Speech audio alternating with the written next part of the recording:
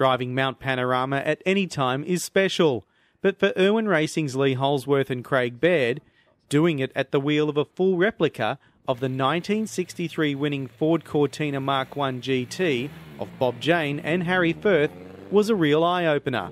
Cruising around at the everyday speed limit was enjoyable for the pair, but how about 500 miles of racing? Well, that thing made it round on one set of tyres. Now we do about 6 or 8 pit stops through the race, so we definitely couldn't do that these days, and also no power steering. And apart from all that, the track wasn't, you know, the safety regulations, all that sort of stuff wasn't around back in those days, back in '63. It's a far cry to the 650 brake horsepower Irwin Falcon that Holdsworth and Baird will drive next week. Well, if you look at it on TV is one thing, here and driving around in a road car is another thing, and then when you get in the race car, it's just, you know, as they say, it's one of the best tracks in the world.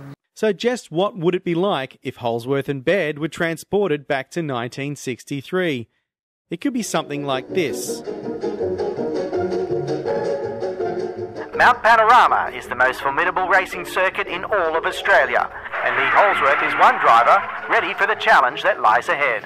Bathurst is such a wonderful place and such a beautiful racetrack, magnificent place to race. So, you know, here in the Ford Cortina, we'd like to, you know, bring it home, hopefully bring home the silverware this year with my young teammate Craig Baird.